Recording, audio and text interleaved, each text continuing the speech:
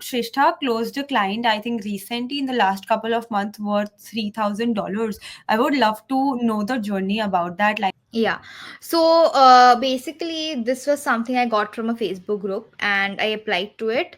And when we were in the call, hello everyone, welcome back to my YouTube channel. Today we have Shrestha with us today. She will be sharing about her freelancing journey. How did she start doing it, and now she's a full-time freelancer. We can start off with Shrestha's introduction. Shrestha, let us know about your journey. How did you start, and what do you do currently? yeah, thank you so much, Muskan, for doing this. First of all, it means a lot. Uh, so, starting for me, I think I started when I was around 17 years old.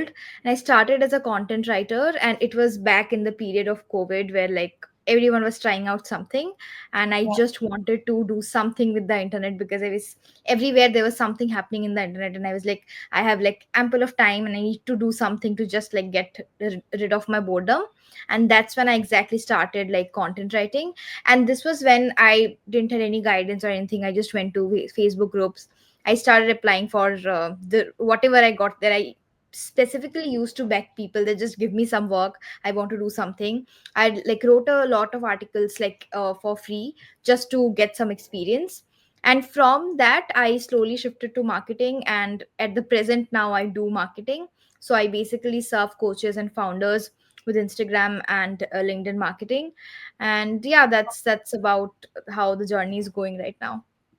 That's amazing. So you started in COVID and now you are like, so did you have any plans that probably you will do a job and now that converted into freelancing, or your plan was always to become like a freelancer or something of your So own?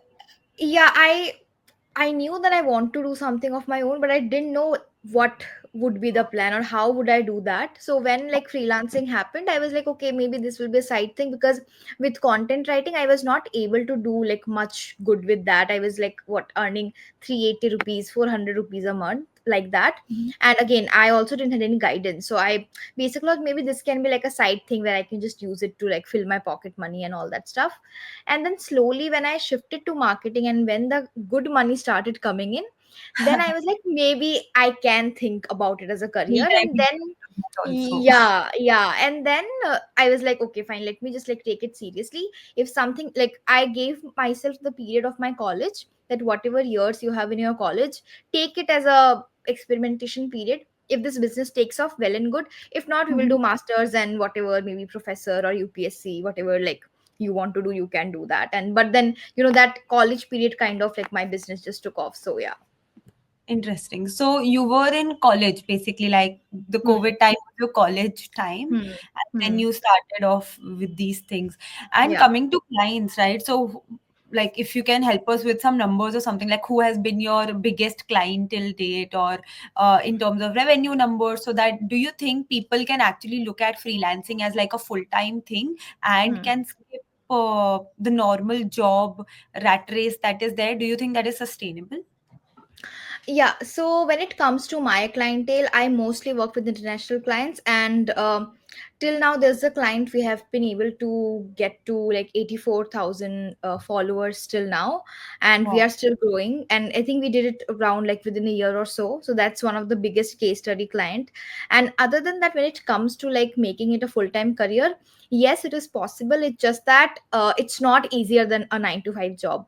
I feel Mhm. personally, also I haven't done a job. I feel it's harder than that because you need a lot of self motivation or self discipline, to be honest. You don't have a boss in front of you to just like push you harder. You know that like the moment you slack off, everything will go down the drain. So there's a lot of motivation and you have to stick to it. Like when you start initially, those initial months, years are going to be the hardest because you will keep figuring out like getting clients, client acquisition. Also, you have to keep working on your skills, and a lot of times you will feel like you're lost in a forest and you don't know anything. You have to just push through it. I think it's like a 24 into 7 job if you are doing it seriously. So True. yeah, but it is sustainable and you can like build a career out of it. Yeah, and it's equally rewarding also, like if you put in the Yeah. heart.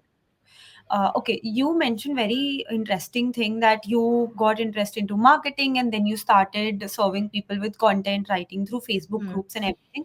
But like, how did you even find that that is where your interest lies? Because a lot of people are not, they are like, okay, they want to do something but not sure what should they actually give services in and around, right? So Hmm. how can somebody find the niche, especially when they're in Hmm. college or probably in school also?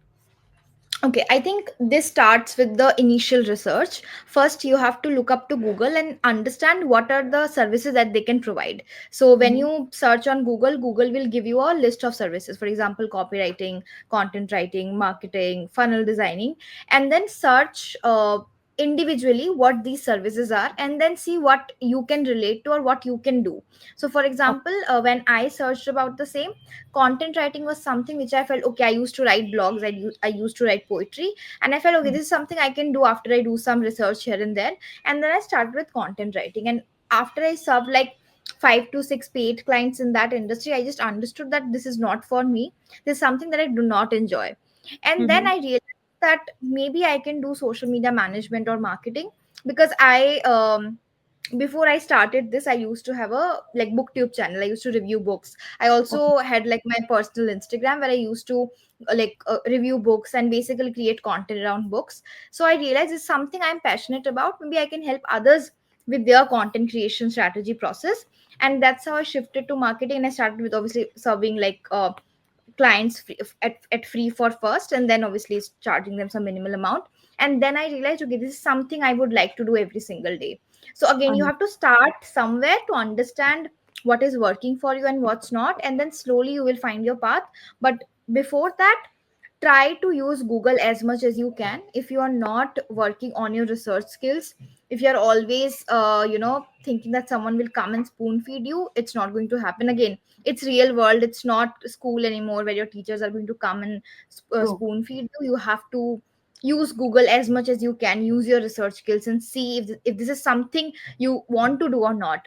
Also, I want to mention one thing here. A lot of people are getting into freelancing right now because they feel it's a trend, and because anyone can like earn easy money, because there obviously it has been marketed this way that you can earn money very easily. But that's not the case. Like, start freelancing only if you feel that okay, this is something you can do. Otherwise, don't.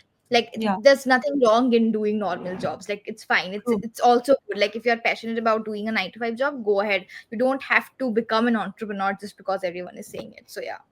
I agree to this 100%. Like, so many people leave their job just because they saw somebody saying Yeah. like $50,000 a month, and then they Hmm. leave their job, and then they have so many other people dependent on them. Hmm. Right? You should consider all of that before that. And now, what I've seen, like at least in my personal journey, also, like I started freelancing along with my job. Like I was working at Amazon, and I was also freelancing. And then when I scaled to a certain revenue, certain client streams, I was at a condition to leave the job. So probably that could also be something that people Yeah. can, and a lot of people are doing actually. Hmm.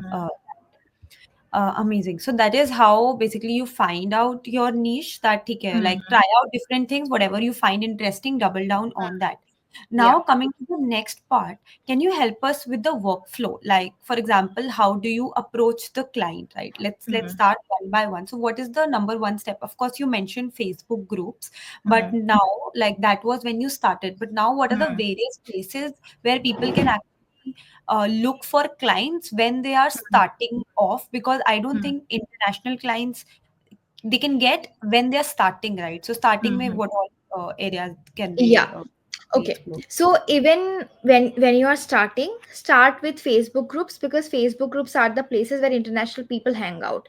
So Mm-hmm. when I switched into marketing, even my beta clients, the clients with whom I worked for free, they were also international because I started with Facebook groups. So that's one thing. Other than that, start building your personal brand. No matter if you're a total beginner, just optimize your profile, LinkedIn, Instagram, whatever it is, and start documenting whatever you are learning, and then you can use those platforms to also reach out to clients. So Yeah. that's again another like wonderful way of getting clients. And when I started out, I missed out on that. I didn't create any personal brand. I was just doing outreach through Facebook groups. But if you are building your personal brand and then doing outreach, your chances increases a lot.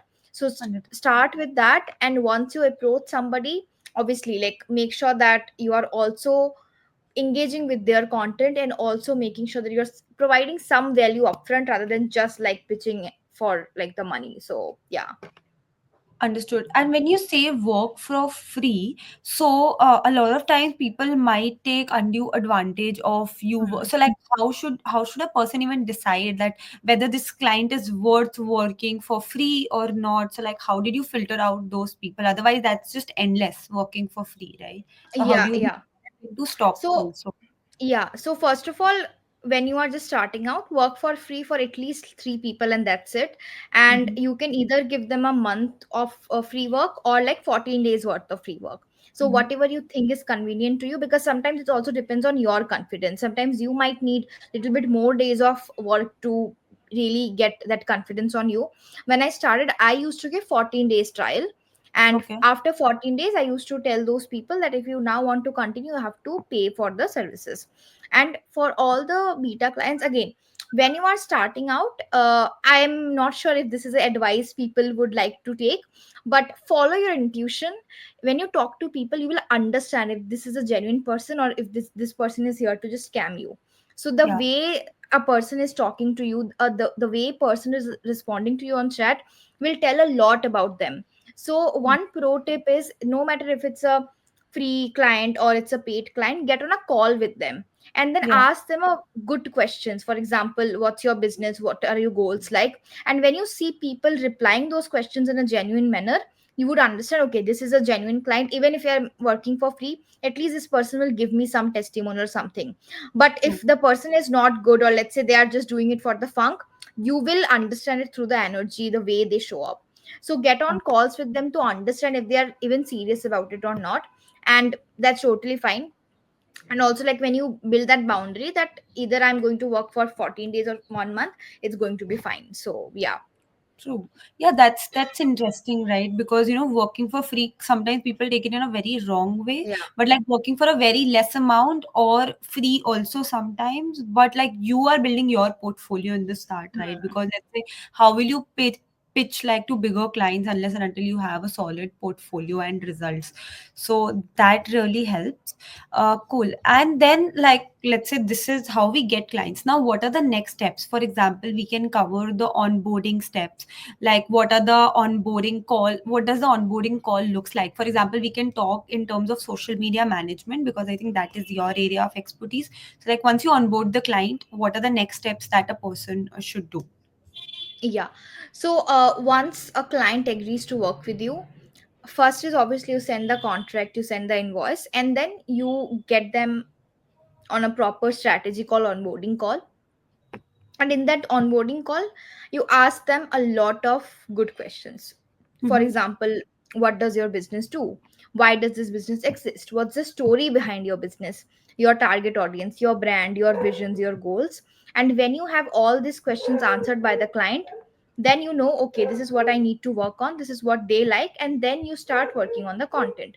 After that, you take 3 to 4 days to work on the content, and after those 4 days, you share the first 2 weeks of content, and once they approve, you start posting. So that's the initial standard procedure of like working with any management client.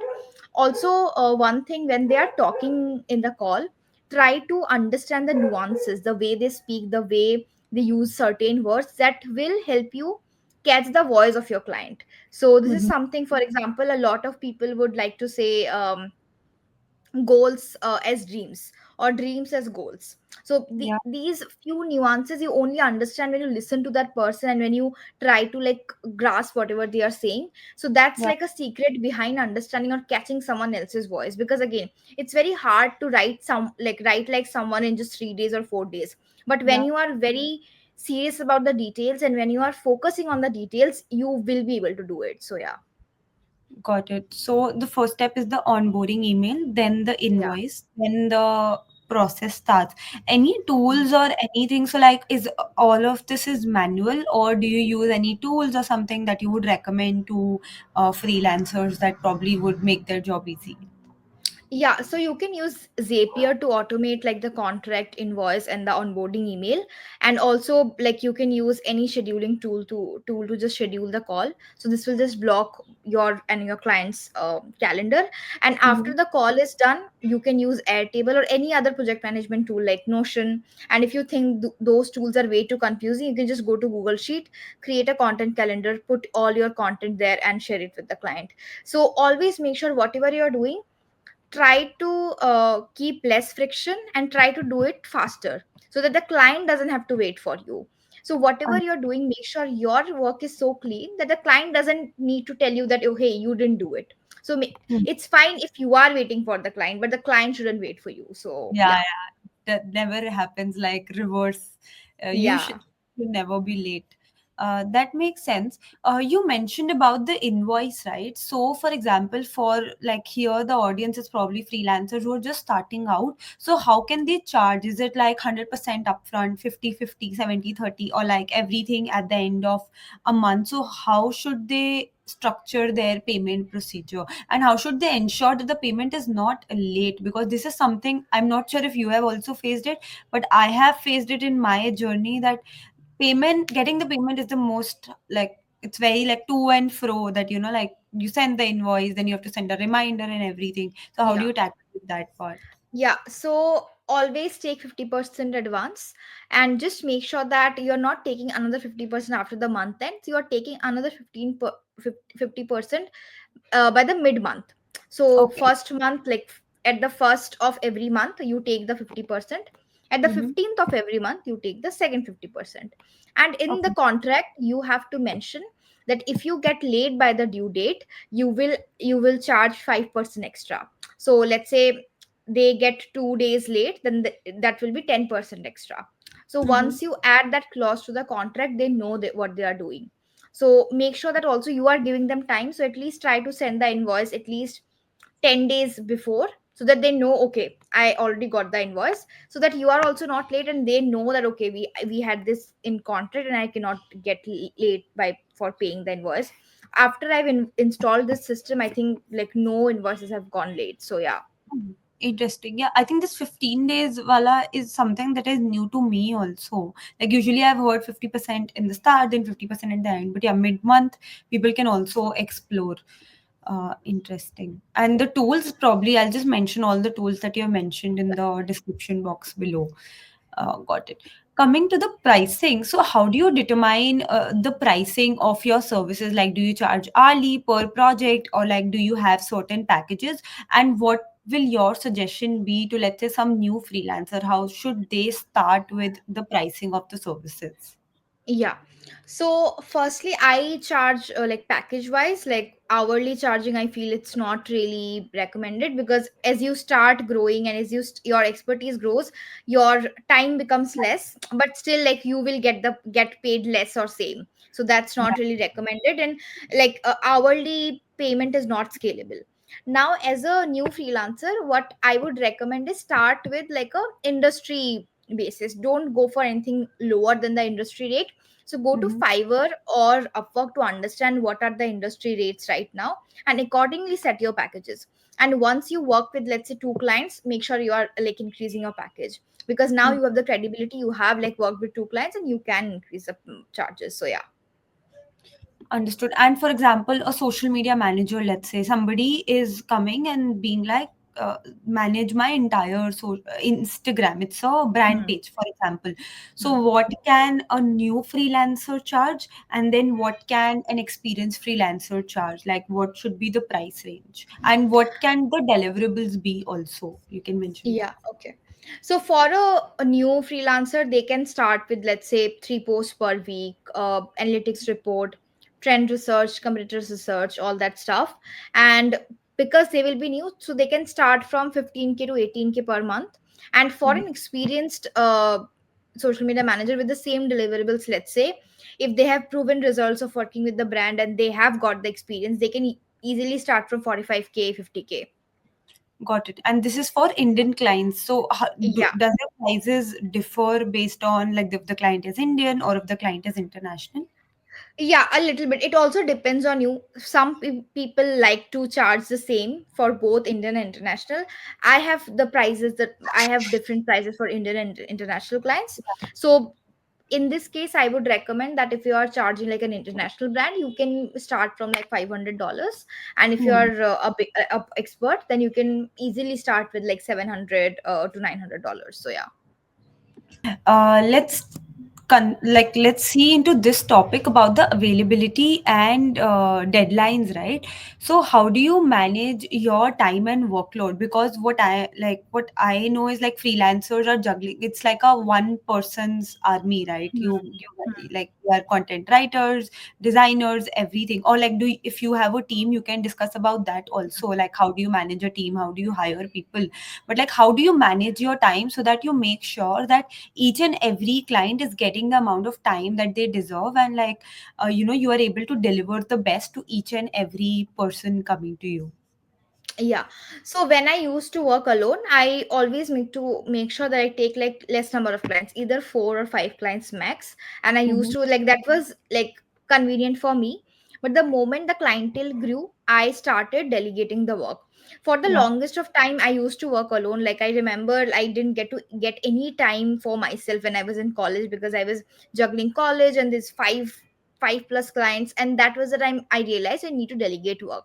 The moment I started delegating work, so now, because I've transitioned into an agency, obviously we have a good team right now, so I can now take on more clients and distribute it accordingly among the team members and among the talent that they have. So for a beginner, let's say, who has grown to working with 4 clients, 5 clients, try to start delegating work by hiring like a VA, or someone that can be a content writer or content strategist, and try to start delegate work so that it's easier for you. And now, if you want to do it alone, then make sure that whatever clients you're serving, make sure everything is done in advance for them. So let's say you can keep Monday for one specific client, Tuesday for one specific client, Wednesday for one specific client, and make sure that you are just doing things in advance for them, so that no one is waiting for you. So I think a little bit of time management here works very well. But again, I would recommend that at least hire like a VA, or someone who can help you with the strategy part or the research part. It will help you free up a lot of time. So yeah. Understood. For people who might not know, VA is virtual assistant, and that can help you with a lot of different tasks. Hmm. Also, so like, how do you find these people, right? Because I understand there are like a lot of people looking to get hired, but a lot of them are not really good at what they do. So how do you filter out that probably these are the people? And also, I think because you're new, you cannot, like, we cannot really afford people who are like super high priced also, right? Like somebody who's charging, let's say, a lakh or like 50K, 70K, right? So how do you get to like the sweet spot when the person is good and may not be like over budget or something like that? Yeah, so again, as I told you, that when you have a good personal brand, you get good people. So Yeah. start building a personal brand to hire better people. So all of the team members that I have right now, it's because the personal brand that I built. So I Hmm. got all these people because they either followed me or they either know my content and they applied and I really loved their work. So when you Yeah. have like online presence, you will get someone who's good at their work. And when it comes to like the negotiation part or the budgeting part, I feel when you have a community, you kind of end up getting someone who's like a fit for you. Mhm. So yeah, I think it boils down to having a good personal brand. And other than that, you can also use Facebook groups or like Fiverr to hire people. So yeah. No, I 100% agree. Personal brand has like more than one advantages. Even I Hmm. came to know about you because, I saw your reel, and then Hmm. that is how even this video got to happen. Hmm. Got it. So like, build your personal brand, or I think referrals also. Like, if you something that has worked for me, like if I Hmm. have a friend or something in the same niche, probably I'll just go to Srestha and be like, hey Srestha, do you know Hmm. a Yeah. designer? And if you recommend somebody, that is also something that helps as Hmm. well. Cool. In terms of the challenges, so like, what now you've converted from a freelancer to an agency, right? But now, Hmm. like, do you like what? How can a person decide like if they should be converting from a freelancer to an agency? Because a Hmm. lot of times I have seen people do convert because there are a lot of people converting into an agency, right? So how do you decide if you are a right fit for an agency or if you Hmm. should stay a freelancer? I have seen a lot of freelancers making like thousands of dollars just because they're good at this one skill, let's say design, right? Hmm. And they're just a freelance designer and earning Hmm. much more than an agency. So Hmm. how does a person decide that? Okay. First of all, you have to understand that for building an agency, you have to bring in a lot of clients because you need more money to retain all the talent that you need to hire. So Yeah. that's one thing. So you have to be very good with your sales skill, acquisition skills. That's one thing. And when you are in an agency, you will always have this endless race of just getting more and more and more clients because again, you have to sustain the team, you have to build the team, you have to increase the team. So that's one thing. Other than that, it also depends on your personal goals. Some people would like to have more time, like more free time, let's say more time on weekend and all that stuff. Then I think if you are a freelancer, if you want to build a solo business, that's probably fine. Maybe work with 5 clients, high paying clients, and you are good to go. And maybe you can have few contractors in your team, and that is it. But Yeah. now if you have like a vision of building a company or something like that, then maybe the agency model is for you.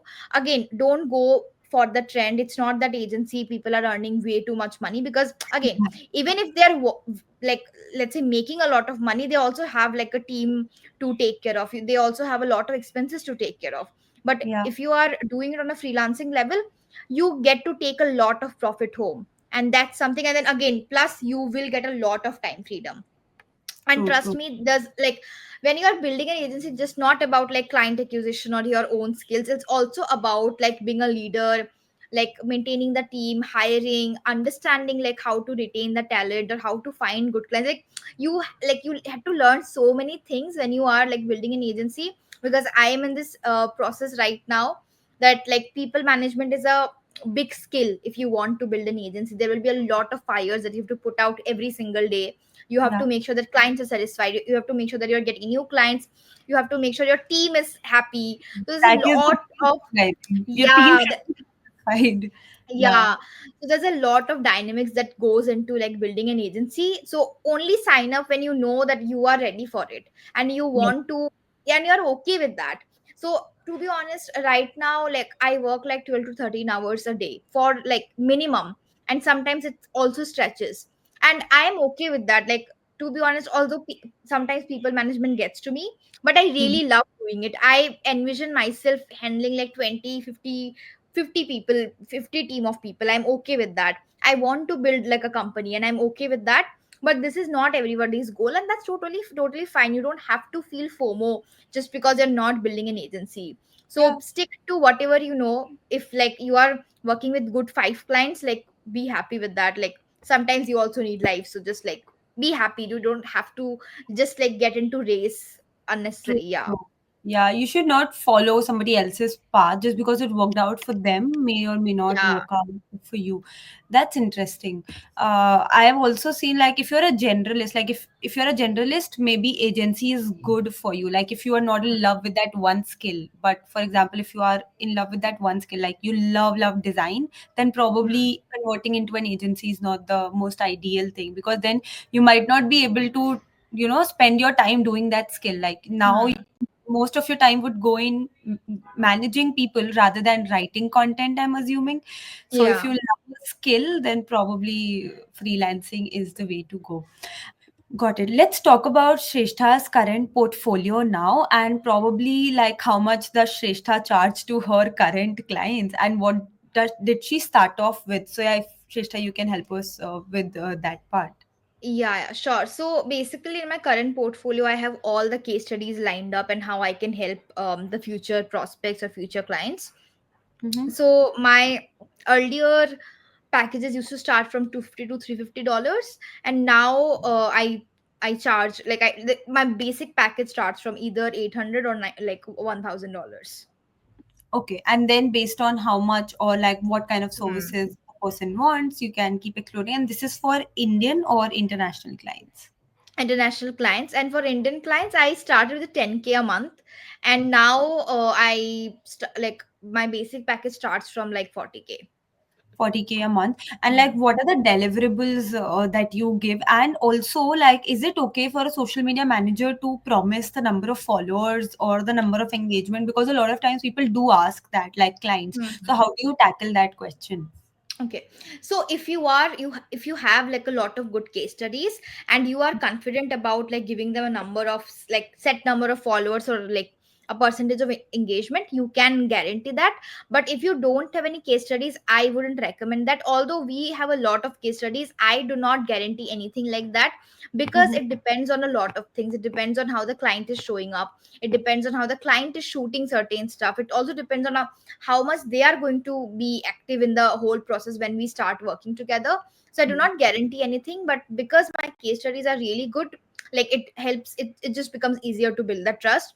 But in case you want to give some guarantee, you can just say that, let's like, you can play safe with the numbers, that in the next 30 days or like in the next 90 days, maybe this is let's say 20% or like 10% increase, which you think is doable and is like a safe risk. So you can play a little bit of like safe risk. Yeah. Yeah, I always go with under promising and over delivering, क्योंकि like Yeah, five exactly. Five Hmm. Promise करो 10 हो जाएगा, they are fine with it, but 5 का Yeah. 3 होगा, they wouldn't be fine with that. Hmm.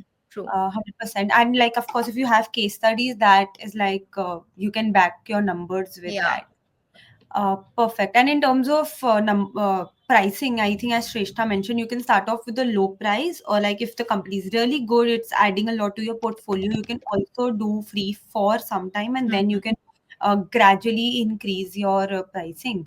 I think we've Hmm. covered most of the things, Shrestha. Just that a couple of things, if you can mention that some of the mistakes that you did as when you started off with your freelancing journey, or mistakes that you see new freelancers doing, because I think you also coach young freelancers, Hmm. right? Like Hmm. freelancers. I'll share the description of her. I think it's a workshop, right, or a course. Yeah, it's a cohort. Yeah. But what are some of the mistakes that you see young freelancers do, or even you did when you started off with your journey? Yeah. When it comes to the mistakes, I think one thing would be not staying consistent with lead generation. So sales is something you cannot take for granted. Like you have to learn sales every single day.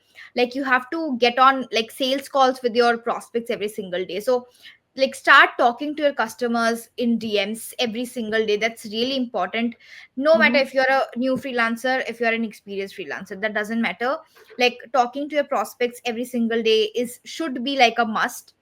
Other than that, upskilling, like working on your core skill, core craft, because that's what's going to help you stand out. So whatever you are doing right now, make sure every day you at least take out 30 minutes, 20 minutes to work on your craft.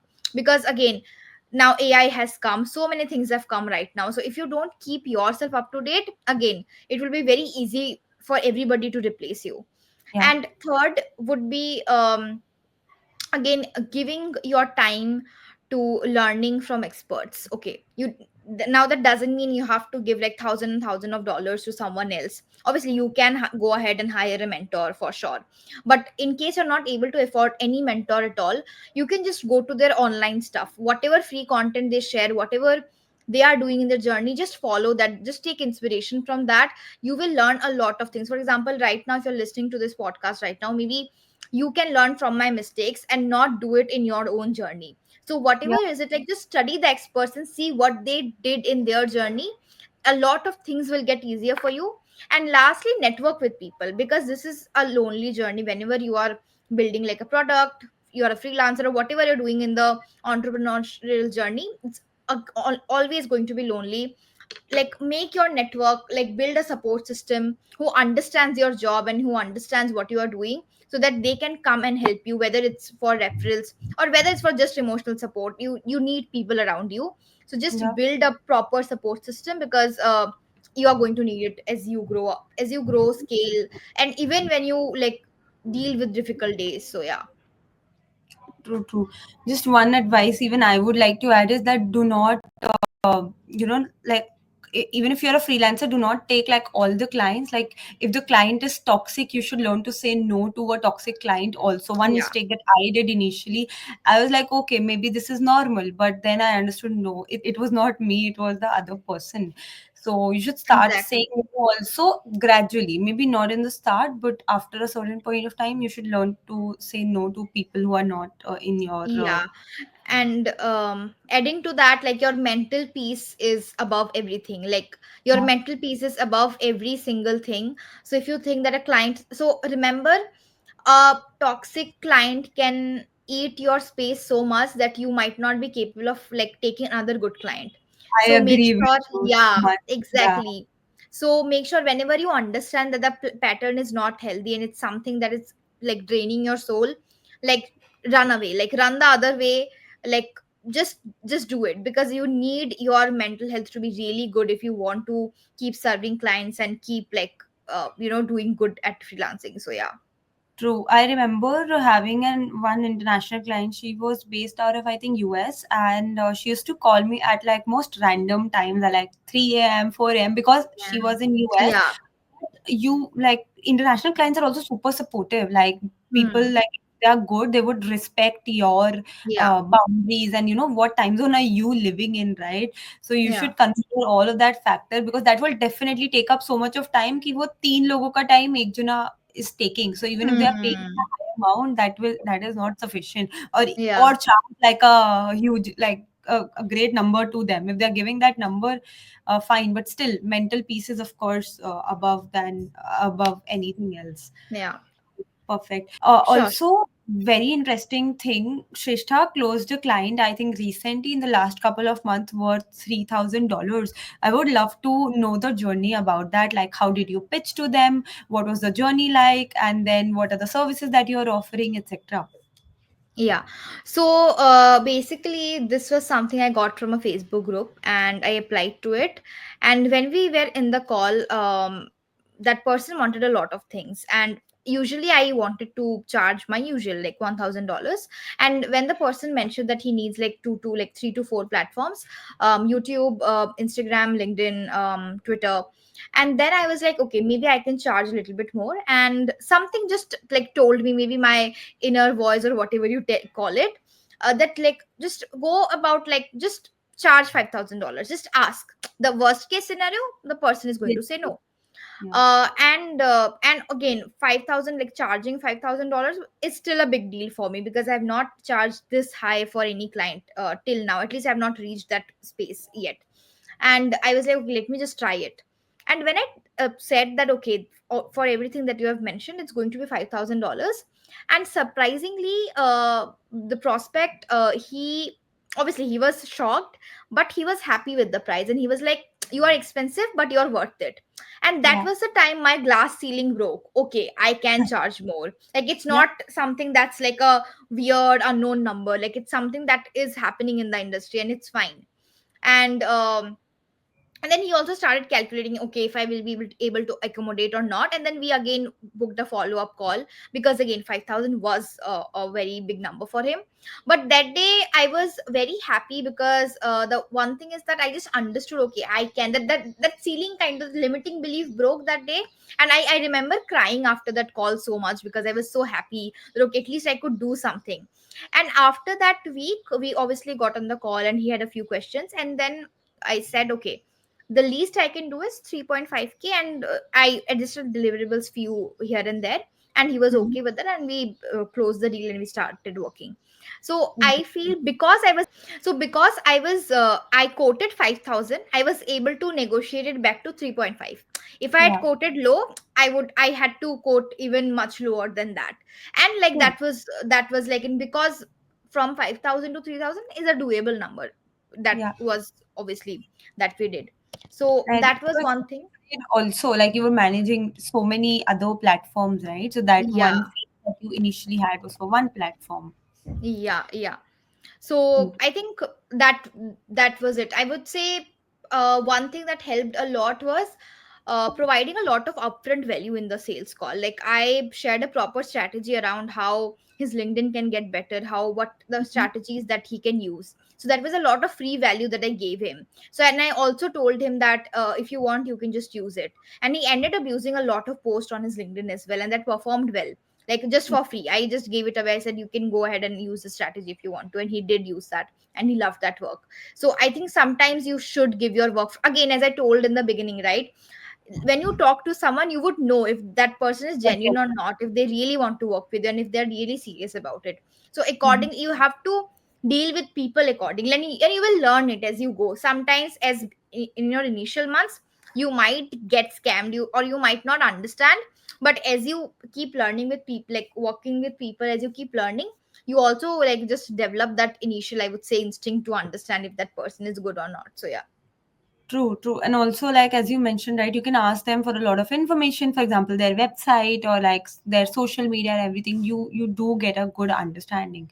And I think like giving upfront free value definitely helps, like in my personal experience also. And the second thing is, of course, you should not have limits on yourself, right? Like, ठीक है नहीं होगा तो what's the worst? They'll say no, it's fine, right? So that's great, and congratulations for this milestone. Like I think it is, every freelancer want to cross that mark, yeah, $1,000, $2,000, $3,000, and you're doing amazing, I think, in that domain. Thank I you. have covered all the question. Anything else, that any piece of advice that you would want to give to the young freelancers watching this? Anything else that you would like to add to the conversation? Yeah, I know a lot of people right now are starting at age 15, 16, and even 14. And I think somebody I knew started at 13, or is 13 and is still doing it. One advice would be, don't forget to have fun in your life in the pursuit of making money. Like if you're 13, 14, 15, 16, like you have your entire life to make money. So it's fine that you have started like being serious about a career at this early age, but also make sure that you make time for the moments that are happening in your life right now. So one personal thing I would say, I still regret sometime that I didn't like give a lot of time to my college life. And now if you ask me about my college life, I would say I really didn't do nothing, like it just went in a blip, because I was so busy building my business. And I don't regret that part at all. But sometimes I feel maybe I should have attended that fest, maybe I should have went to that dinner with my friends, because I just thought maybe I could get done with some more tasks. But now that I realize that I have my entire life now to work on those tasks, maybe I could have just enjoyed few moments from those times. So if you are a younger freelancer, or if you are in a college area, obviously don't just do fun, you have to take care of a career as well. Yeah. But don't forget to do fun as well, because at the end of the day we are building something because we want to live our life. There's no Yeah. point of building something if you're not able to enjoy your life. So yeah. No, I agree. I agree to that. But yeah, money also, like, this is a myth that money doesn't bring happiness. I think a lot of Yeah. people say that. I do not agree with that at all. Money does bring happiness in different formats. But yes, Yeah. having said that, you should also, have that time balance. Ki, हाँ, मतलब 70% time, Hmm. let's say you're working, so 30% you're also enjoying or like having that Yeah. free time, etc. Great. Thank you so much, Shrestha, for sharing your insights with like so many years of experience. I'm hoping everything we were able to cover. And still, if you have some resources or anything, feel free to share the links to me. I would love to drop down Sure, in the sure. description box below. And I really hope people find this insightful and take away a lot of it when they're starting on their freelancing journey. Yeah. Thank you once again for Yeah. coming to this Thank you so channel. much for having me. Thank you. Bye bye. Yeah. Bye.